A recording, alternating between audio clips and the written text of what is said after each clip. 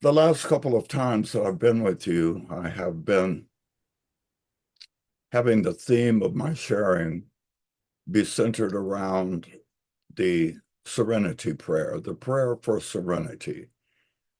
And there's one thing that I know and have known for quite a while.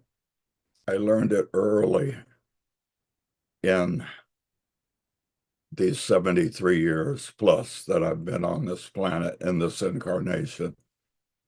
And that thing that I learned early was that one of the most precious possessions that I can ever hope to have is a sense of peace,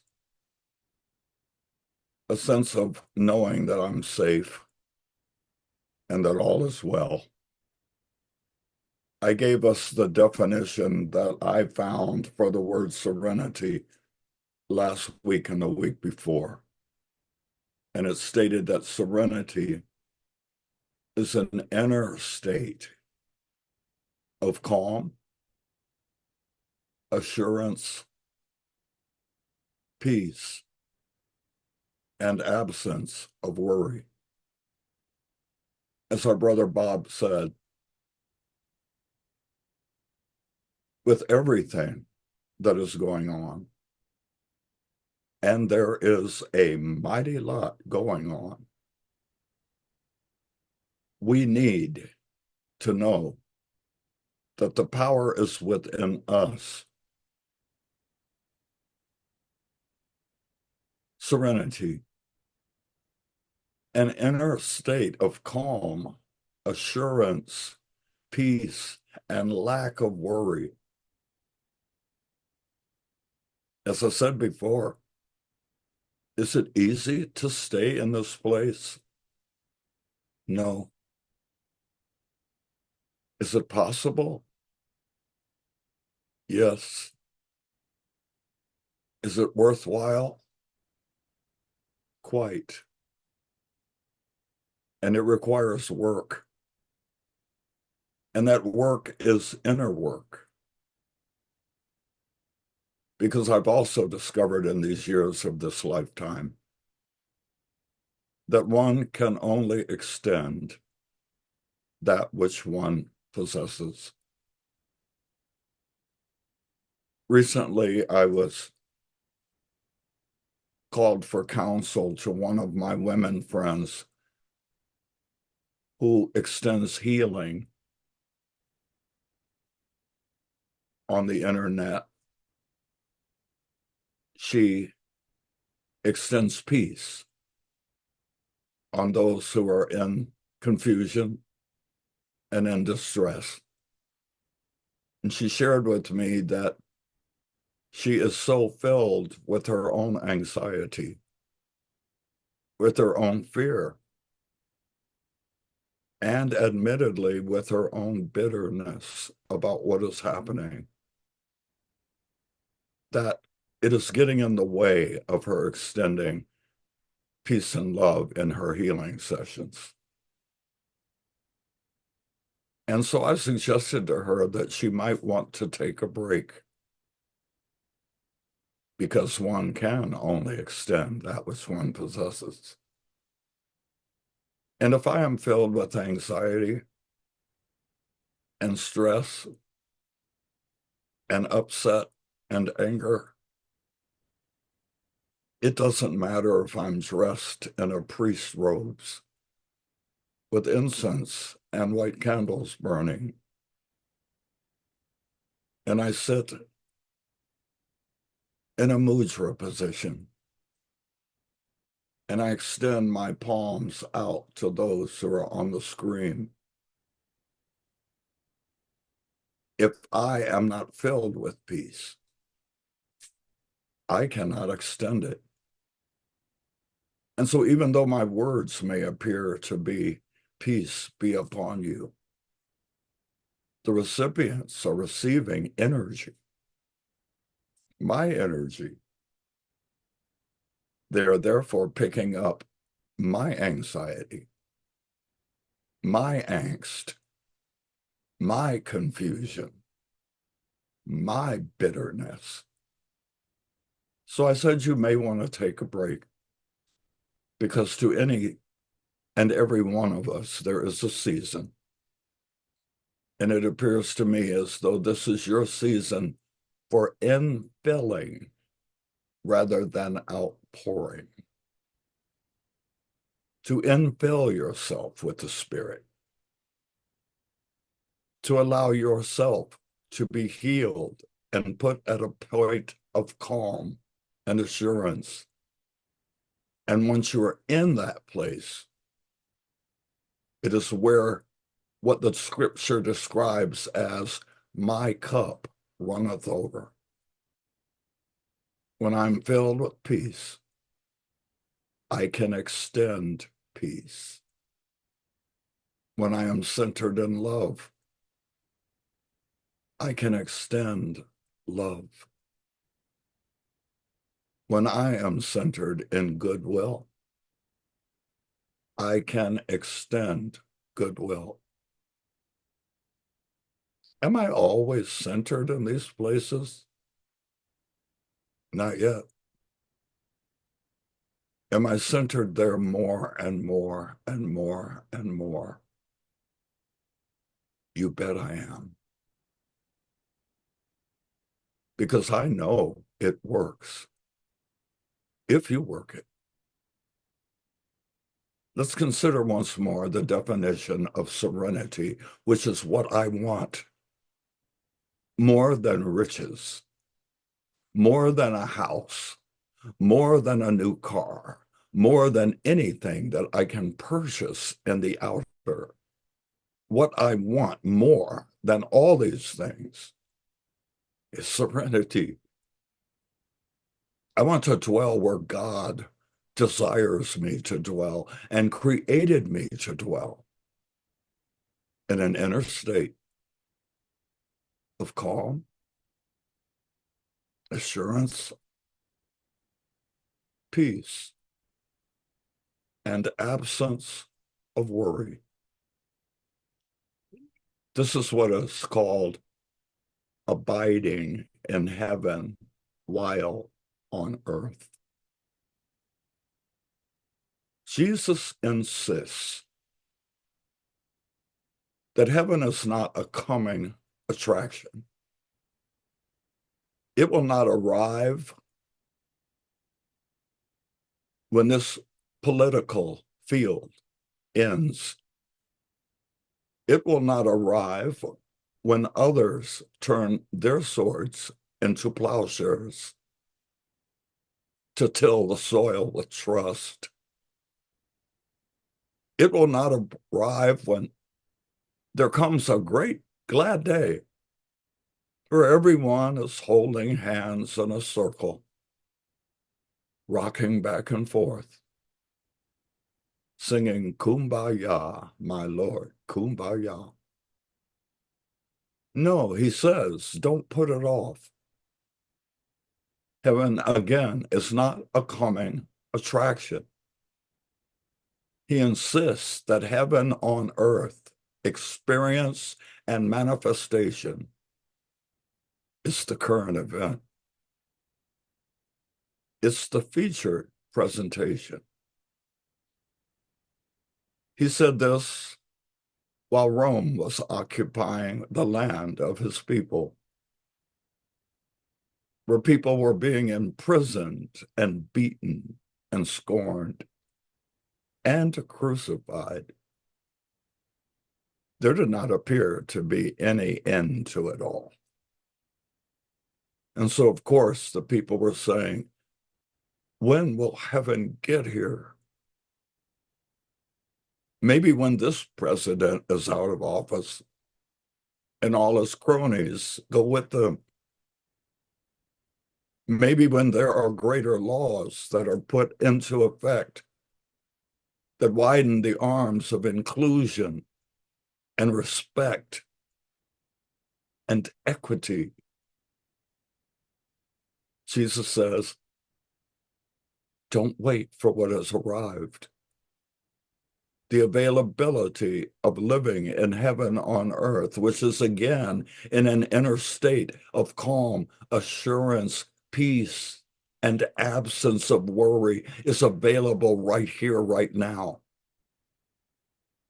He says that if we cannot see heaven all around us, it is because we are not looking to see heaven.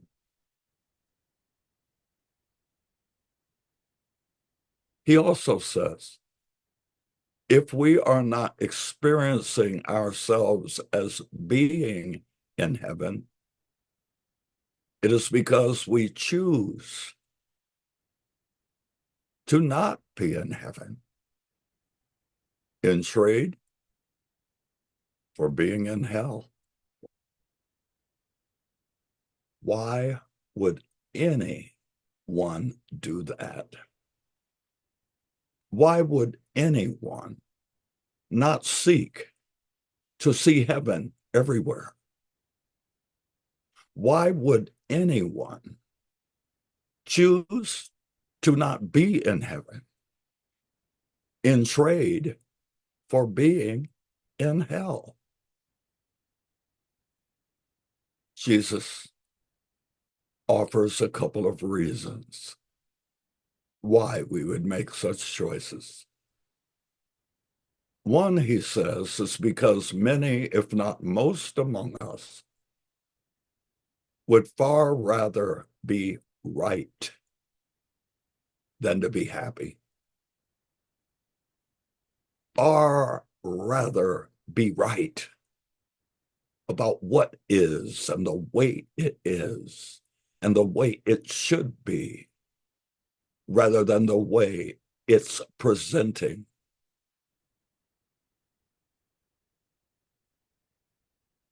He also says another reason why one would make the choice not to be in heaven is because many among us, if not most among us, would rather die than let go of the story of our pain and our attacks on those we say are at cause of our pain.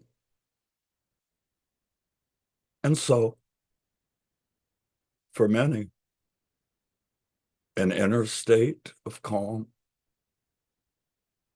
assurance,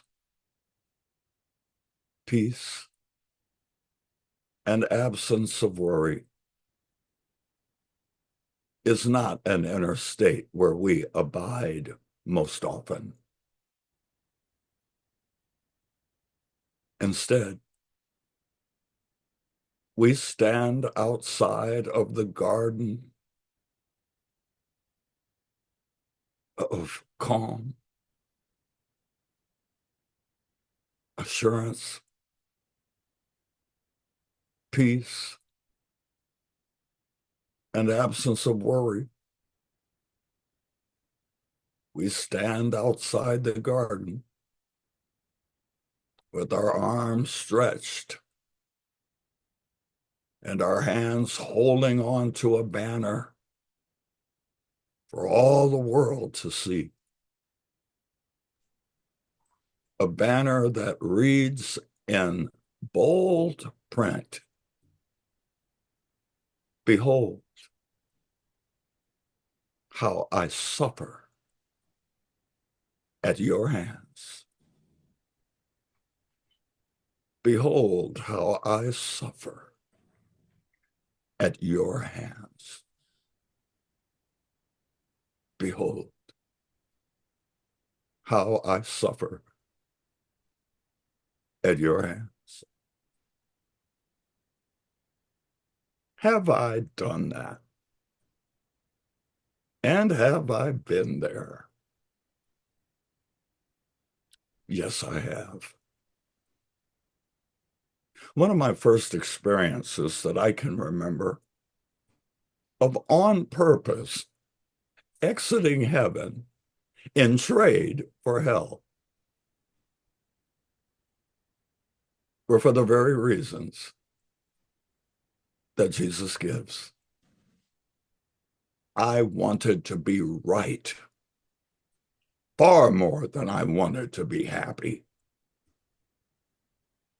And I, in that moment, seemed to rather die than give up the story of my pain and my invoices to those who I say are responsible for the story of my pain. I may have told you years ago, it doesn't matter, I'll remind you.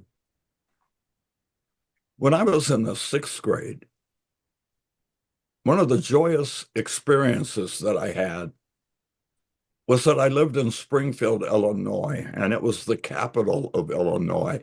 And it was therefore the location for every year's state fair.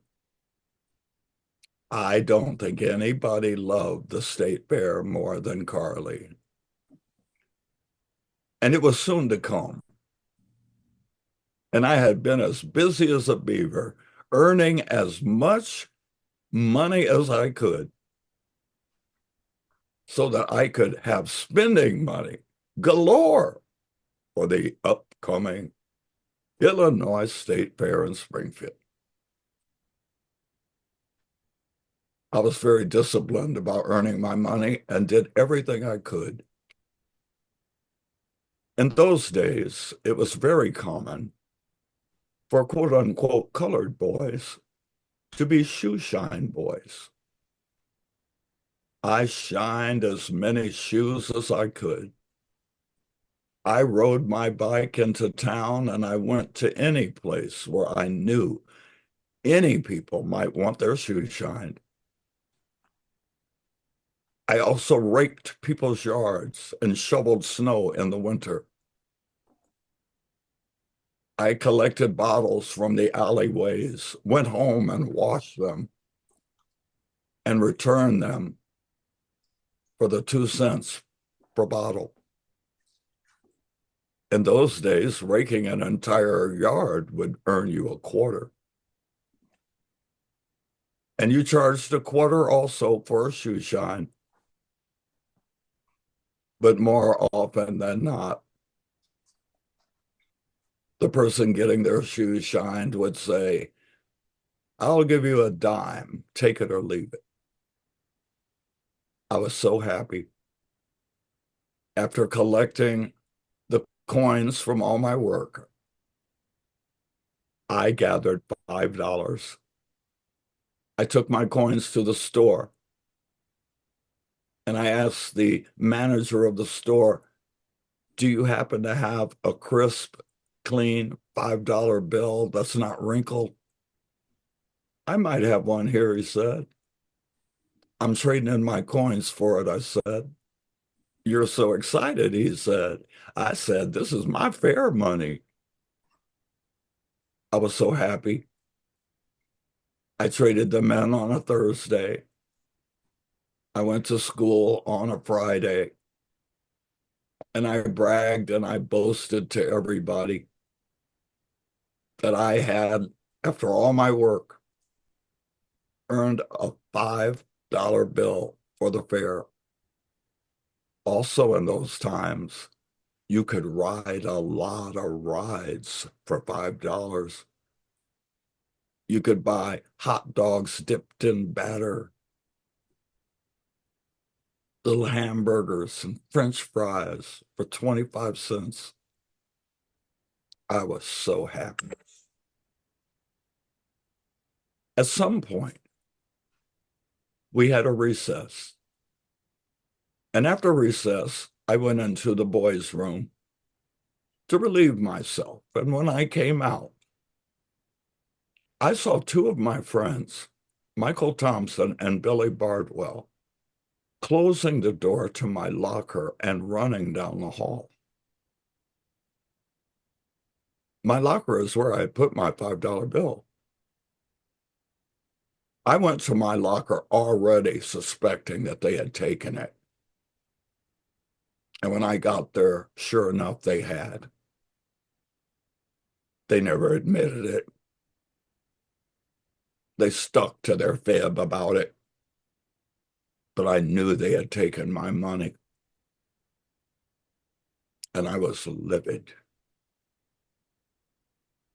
For the rest of the day at school, I don't know that I heard a thing that a teacher said. I was completely unengaged. My mind was still standing at my locker with the door open, looking at the empty spot where my $5 bill had been laying. I stayed that way the rest of the school day.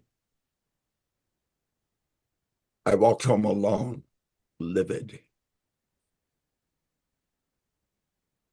Nothing that happened at home could change. Mama had made one of my favorite meals and announced when we got in the door, "We're having spaghetti tonight." Those very words used to make me want to get up and dance. I was numb. She reminded me that this is the weekend for one of the church conventions and that I would be singing.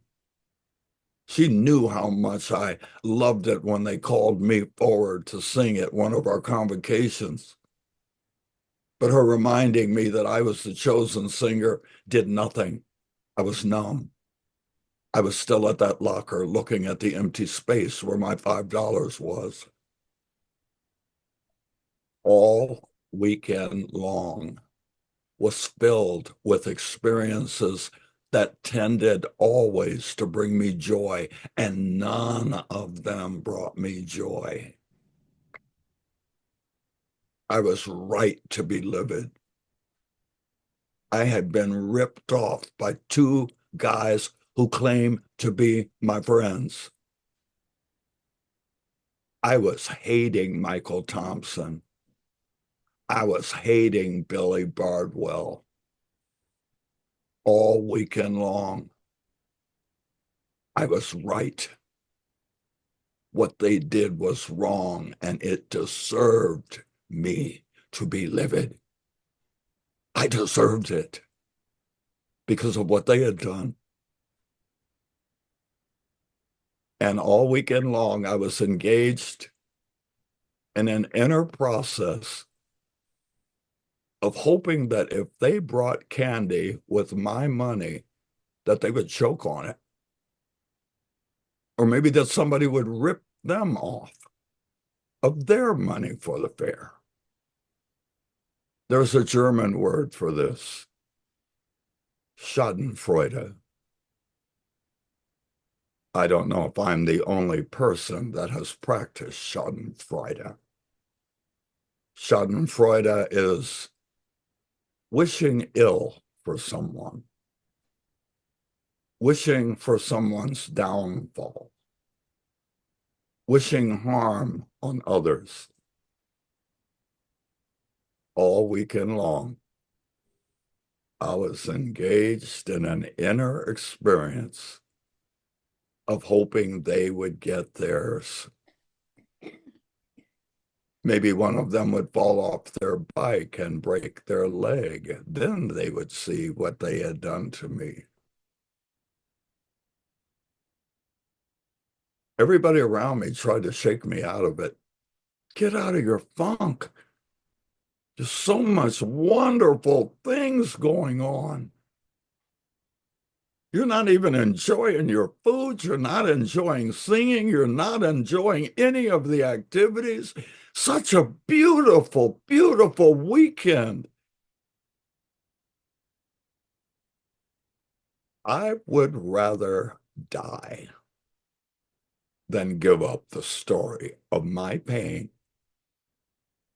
and my attacks on those who I knew had caused it. And so rather than be in the inner experience of the garden of calm assurance, peace, and absence of worry,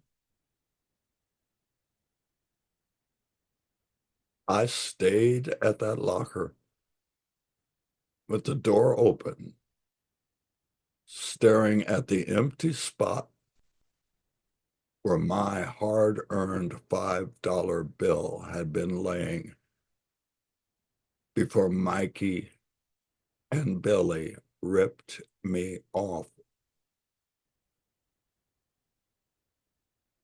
I didn't want to get out. I wanted to be in that hell.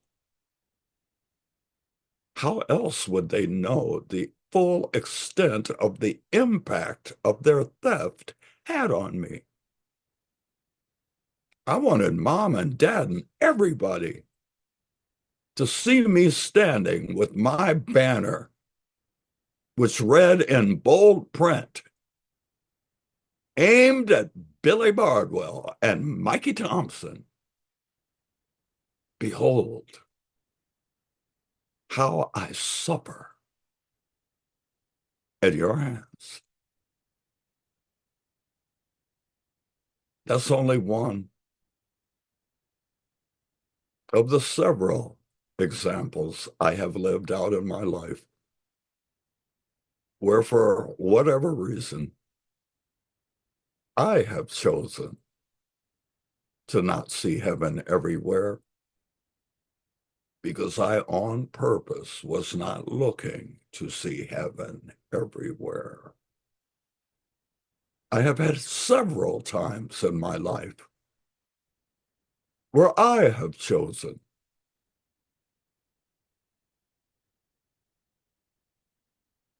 to trade in being in heaven for being in hell. Because there I was allowed to believe that I was the victim and that it was completely appropriate for me to play the blame game.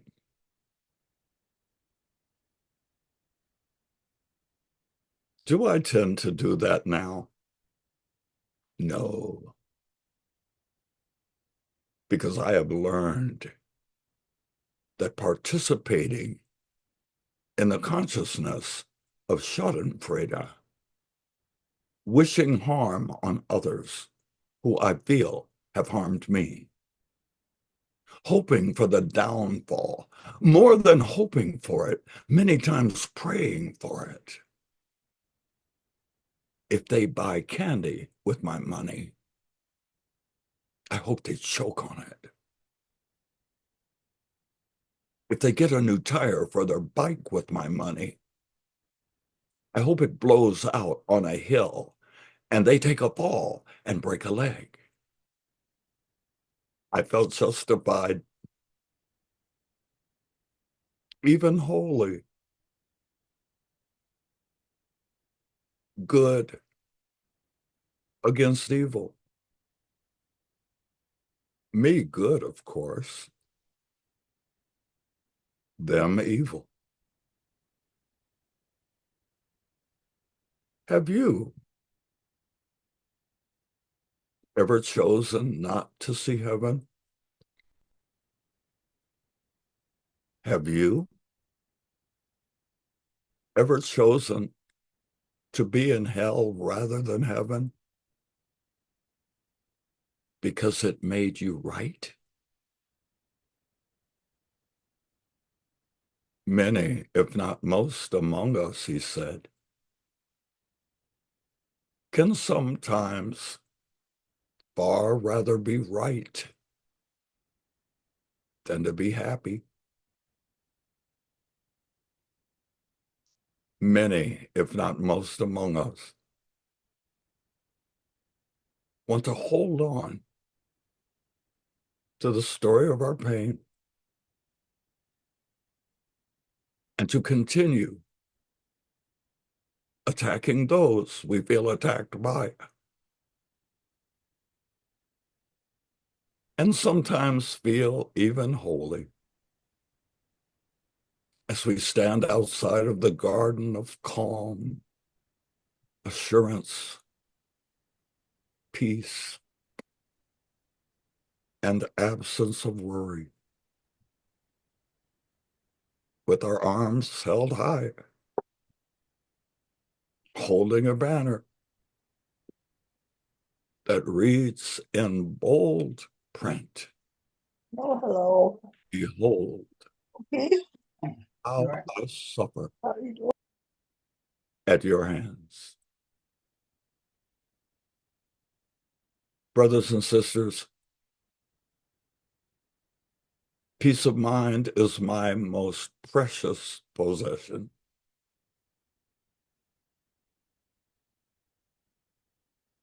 I let go. I let God.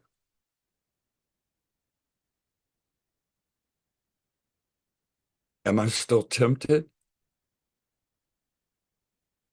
Sometime. Do I give in? These days, not at all.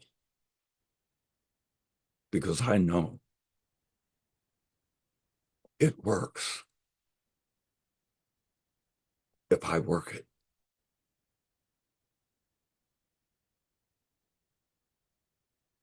Peace be unto us all. I wish you an inner experience of calm,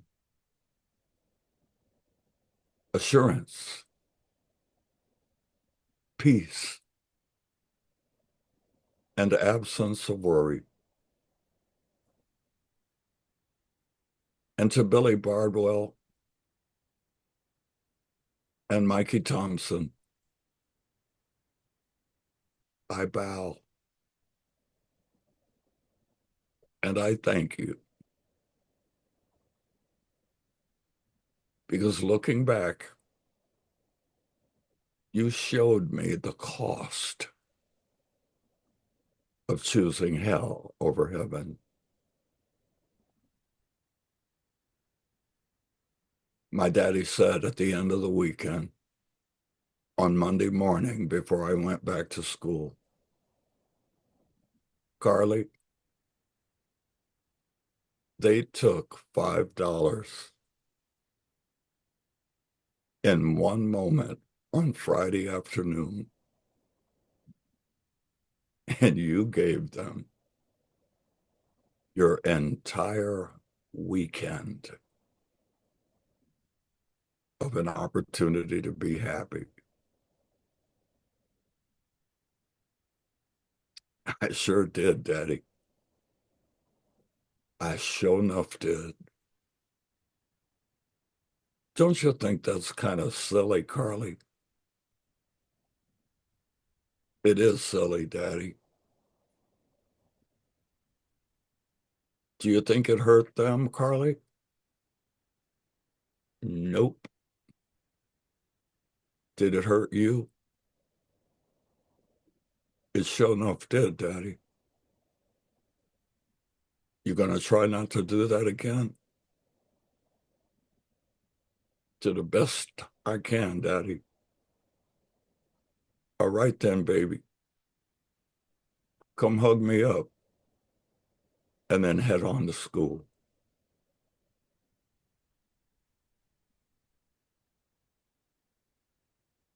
Where do I live most often? In an inner state of calm, assurance, peace, and absence of worry. In other words, where I abide most of my waking hours is in heaven on earth. Jesus was right. It is not a coming attraction.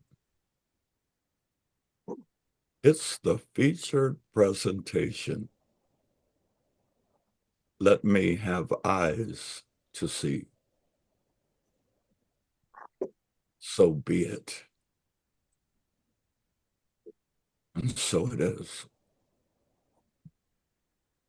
Amen.